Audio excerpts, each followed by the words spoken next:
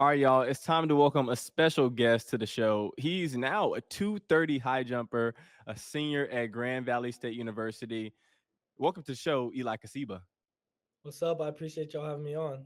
Yes, sir, bro. Appreciate you taking the time, man. You've had a pretty fun last couple of days, man. You've on a whirlwind right now. How you feeling so far?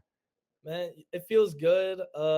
Finally, putting my training together. It's always nice to see that pay off. Yeah, I've been on cloud nine, trying to stay low, not trying to stay on the high for too long. So, but yeah, I've been enjoying it for sure.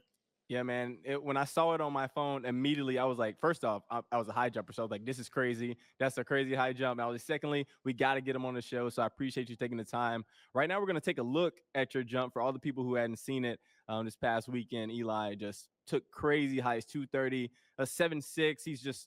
He's on a high right now. So we're gonna play his video here.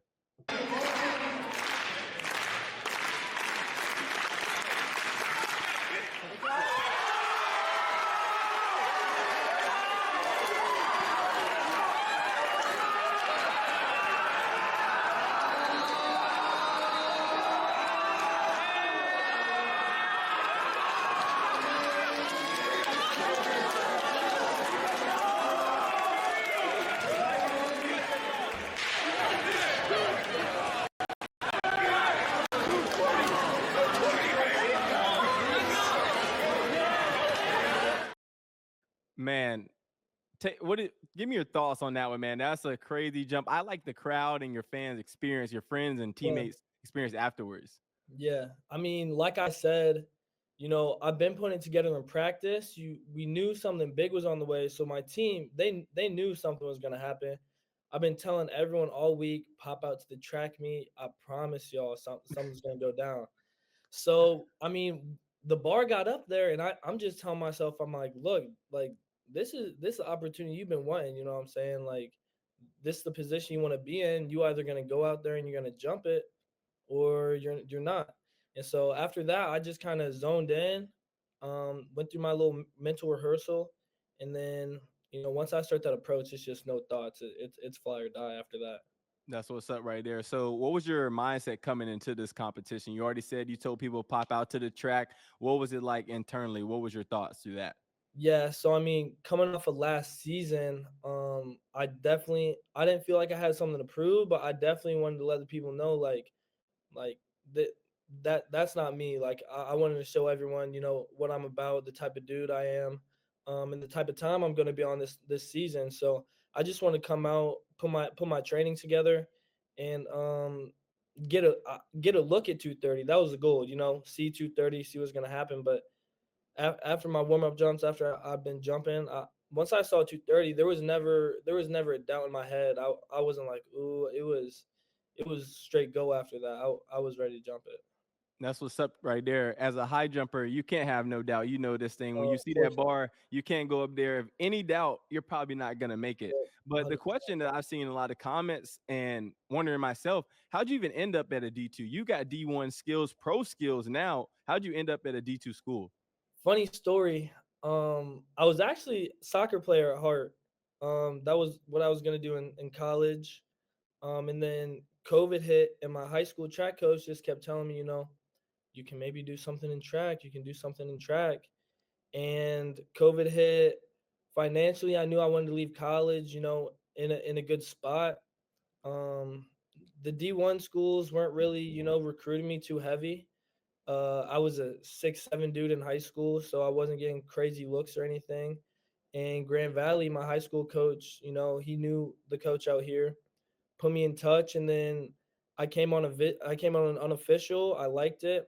I ended up signing, and then ever since I just been on campus, I've just been progressing, and I've always been had the motto, the grass isn't always greener on the other side. So I was seeing progress, so I didn't see a reason to leave. I love it here. I got a great community around me, so I stuck it out, and it was definitely a good decision for sure. That's what's up right there. And what do you think your performance says about finding the right fit for school? Because you see a lot of people, they'll chase the name of a school, and it's important to find the right fit. How do you think that plays into a factor here? I mean, for track, if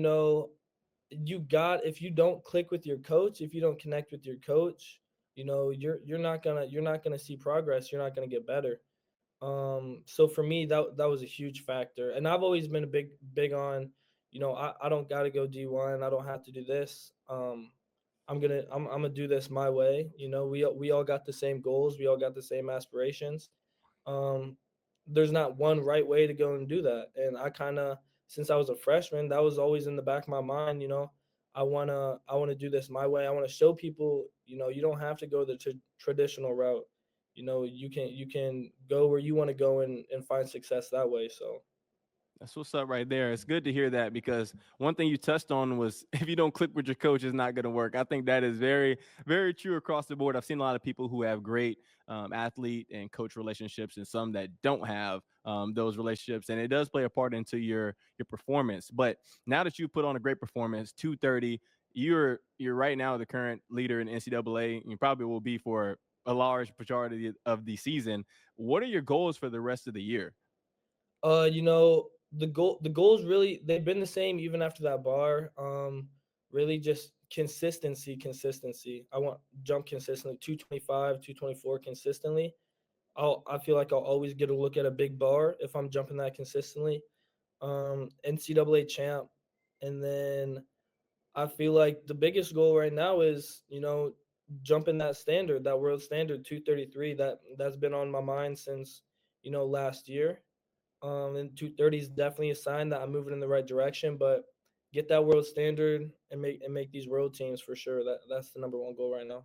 Love to hear, love to put something into place. And when you, I think everybody knows this. They say the hardest part is after, not when you're trying to get to the big performance, but after you do the big Mhm. performance. So for you, do you feel like there's more or less pressure on you after that jump? I mean, I don't really feel like there's any pressure on me at all. I feel like, I've been competing with a lot of the high level guys for, a few years now. So to me, it's just, I'm just out there, going out there, jumping and having fun. I'm not out there to impress anybody. I'm not out there to get approval from anybody. I'm just out there because I love to jump. So I never really feel any pressure. So yeah, I wouldn't say I'd have any pressure on me after that. I definitely feel like I got maybe a little target on my back. People definitely um are gonna try to, be on me after that jump. But I love that. I love the competition. That's why I love track. So I wouldn't say any pressure. If anything, it's a reliever. I only have an indoor season left, and I mean, for anyone that knows track, for high jump at least, kind of that next step professionally, post collegiate, you kind of need that 230 mark under your belt to kind of, get into some big meets, get that world ranking up, stuff like that. So if anything, it's a stress really, or got some stress off of me. So yeah. Love to hear it, man. Love to hear that you're jumping because you love it. You know, a lot of people get into it for the wrong reasons, but and a lot of people lose that love, lose that joy. So it's good to hear that you're still keeping that at the center and you're able to reap those benefits with those big performances. And everybody that comes on my show, everybody knows this now that's been keeping up. Be the first virtual episode we've got. So I usually ask this when they're in person, but since you're away, I want to ask you, man, what does Eli Kosiba get stuck in his thoughts about? What do I get stuck in my thoughts about on the track? Just in general, it could be on the track, it just could be in life. In general, I feel like in the past, I've always kind of been focused on the future a little bit too much. And now I feel like I'm in a good spot where I'm just enjoying, day by day, enjoying the whole process. In the years past, I'd be like, oh, yeah, I can't wait for, I'm thinking 3 months down the road. You know what I'm saying? I feel like that always would kind of not come around and bite me in the butt, but it just would leave me in a bad headspace. But I feel like now it's just enjoying the moment. That's what I'd say I'm stuck in my thoughts about now. You know what I'm saying? What am I doing 5 minutes in 5 minutes? So yeah, That's what's up. That's what's up. Good. You don't look too far ahead and yeah. worry about the present right now. But Eli, I appreciate you taking the time. Thank you for joining the show. And we're definitely going to be keeping up with you. Everybody that's watching this, please keep up with Eli. He's got bigger things on the horizon. 230 jump, current NCAA leader in the high jump. And you'll be seeing him soon at some of these world meets. And we got We got an LA coming up soon, so we're gonna keep you in mind for that too. So I appreciate you dropping by for us, man. Yeah, I appreciate y'all having me on.